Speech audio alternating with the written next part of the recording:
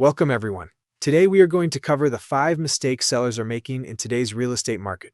These mistakes have cost some sellers $50,000 to as much as $100,000 of lost equity. So, let's discuss how to avoid these mistakes at all costs and talk about what's working right now. Sound like a plan? Okay, great. Let's get started. I have one big question I have for you before we get started. In the chat down below, there's a little button. Just click on it and tell me where your property is located. Where you're dialing in from, where you're checking in from, just let me know. Okay, cool. Brad from Long Beach. All right, Kim from Bellflower, welcome. Fred from Orange County. Nice. And Susan from Torrance, welcome. Gerald from Seal Beach. Okay, awesome. Thanks for checking in. Okay, so let me ask you, how are you feeling? Are you stressed out? Maybe a little anxious?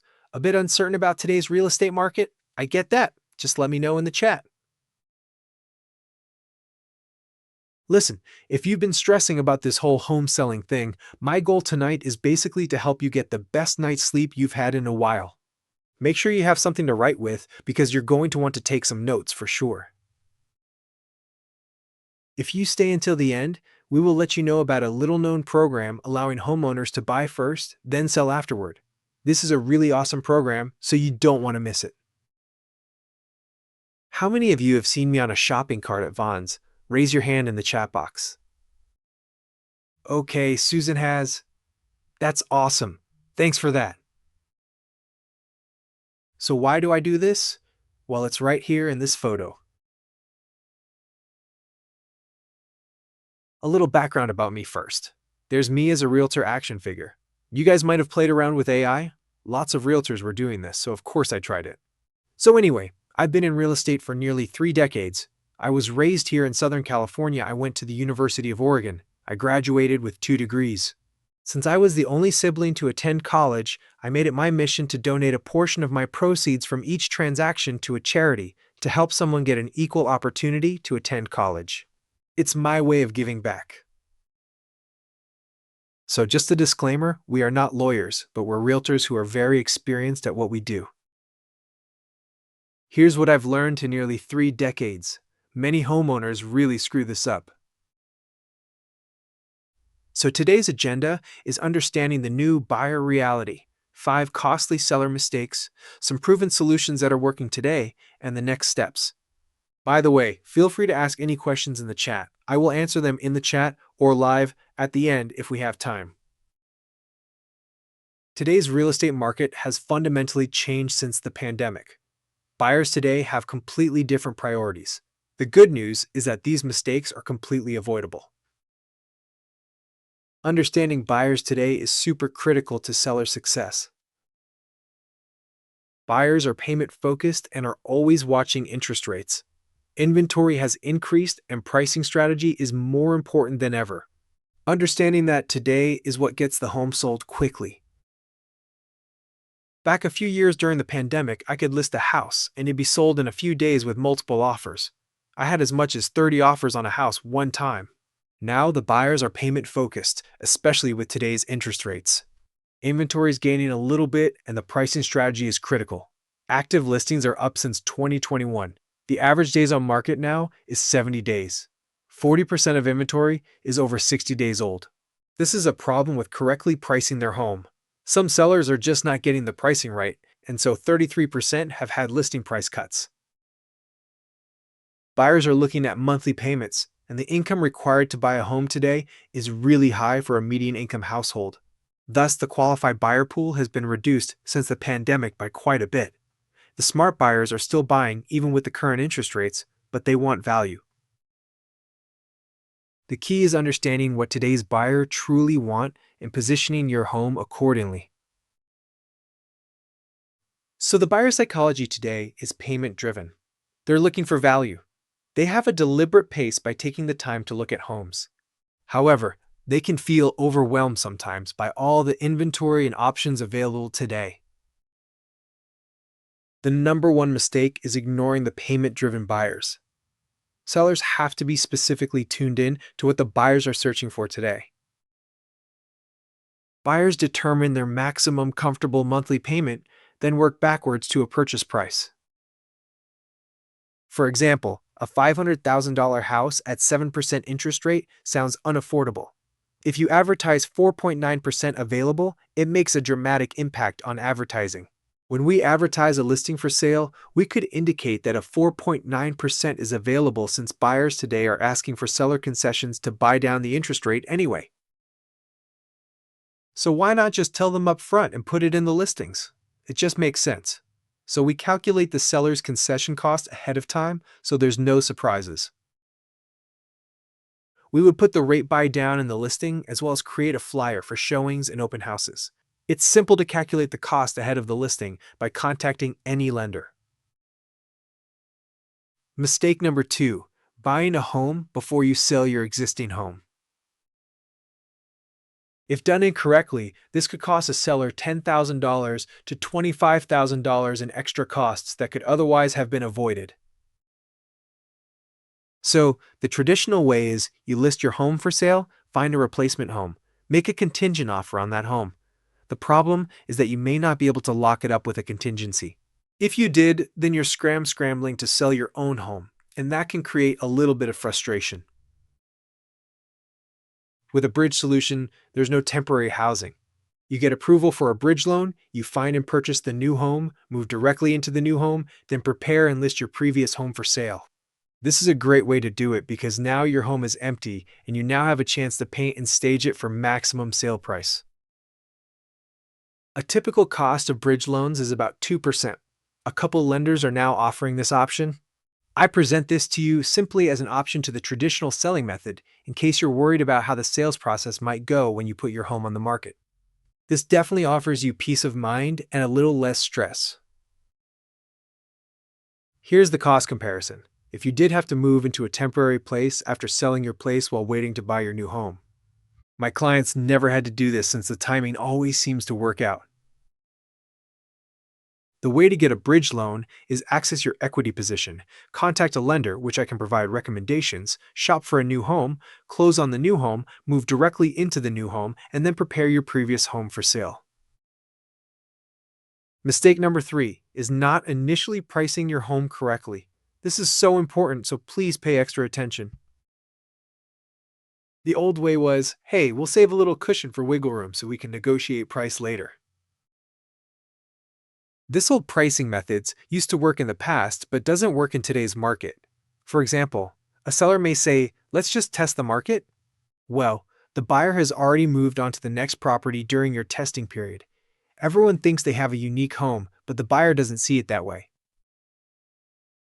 Buyers today are searching within their price range based on their budgets.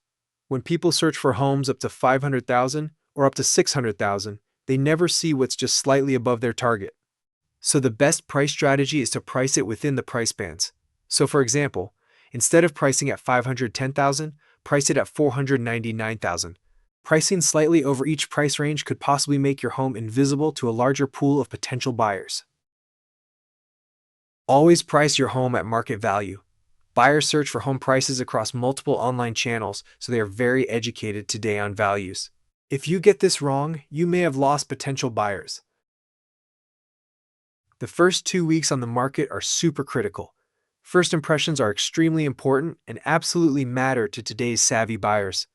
Homes with 15 or more showings in the first 2 weeks are more likely to receive multiple offers. You definitely want to avoid any price reductions since buyer activity is never the same afterwards. We are currently seeing 33% of sellers with price reductions. If you look at the market price, you're targeting about 60% of the buyers shopping for a home. If you price it 10% over market price, the number of buyers who are looking at the property just got significantly reduced. If you price your home slightly below market price, you obviously have more eyes on your property. I hope this shows you that buyers are very price sensitive and they know values. Mistake number 4 is skipping professional photography and a proper floor plan. This one can quietly cost a seller $20,000 to $30,000 in lost value. I've seen it happen more times than I can count. Too many listings hit the market with no floor plan and photos taken with a cell phone. Buyers immediately assume the home is lower quality or poorly presented. I never cut corners here.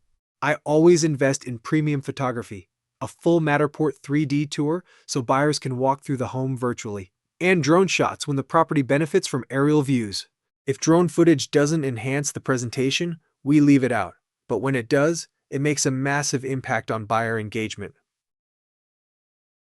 93% of buyers spend more time looking at listings with floor plans, so it makes perfect sense to include it every time. And by providing a floor plan, you eliminate 15% to 20% of unqualified showings. The best floor plans are 3D interactive models to effectively highlight all features of the home. Mistake number 5 is focusing on price instead of price and terms. In this price-sensitive market, we can always negotiate successful terms. Focusing only on price can cost sellers $10,000 to $50,000 in net proceeds. Favorable terms can be worth 2 to 5% more than the asking price. Up for negotiations is the closing timeline, which is typically 30 days. Investigations contingencies are 17 days in contract, but can be adjusted downwards to make it more appealing to sellers. Are the buyers paying cash or financing with a conventional loan or using FHA? Are they waiving the appraisal? Are the buyers allowing the sellers to occupy the property free of charge after the close of escrow? These all affect the timeline and can be negotiated up front.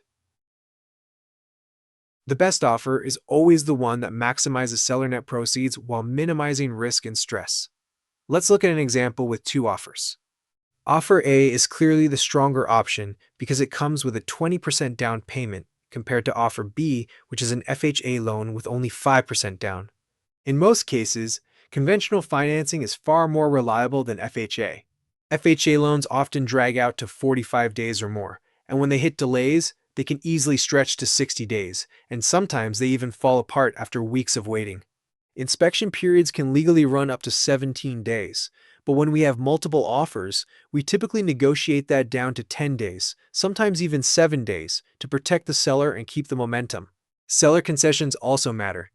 Offer A looked better because Offer B was asking for additional money toward closing costs and a few other extras, all of which cut into the seller's bottom line. Offer A also included a 7-day free seller in possession, which added even more value and flexibility for the seller.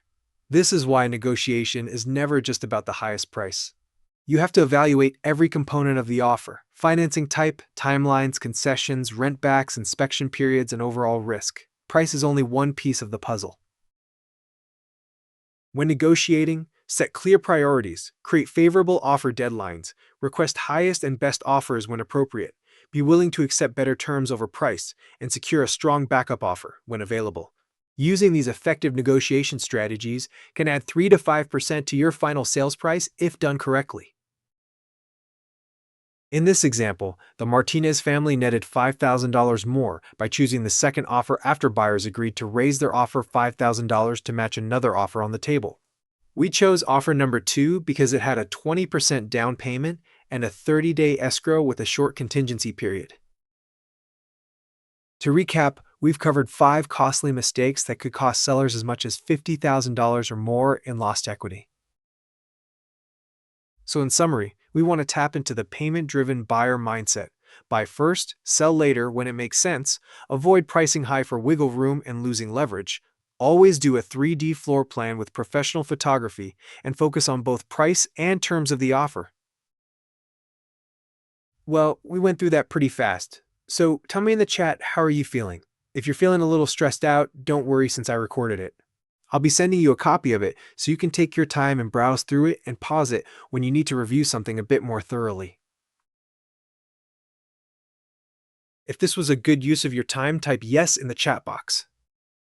Awesome, thanks for the feedback. If I missed a question, please reach out to me. I promise to get back to you. If you feel more confident in your ability to sell your home in this market, let me know in the chat box. Okay, cool. Let me ask you, do you know what to do next?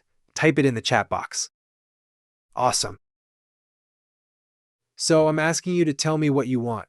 If you're 6 months out, no worries, we can still plan ahead. Strategy and timing are what's most important. Yes? Let me know. Feel free to book a call today to chat about your next steps. Just click on the link. If I missed a question, would be the time to ask. It doesn't cost you anything, and there's absolutely no judgment and no obligation whatsoever. At the very least, our phone conversation may help you strategize on what to do next and when to do it. Even if you're only thinking about selling, now is the time to get prepared for the next chapter in your life. Well, that's it. I hope you enjoyed our time together. Looks like we are out of time. Thanks for tuning in. I really appreciate all of you. Bye for now.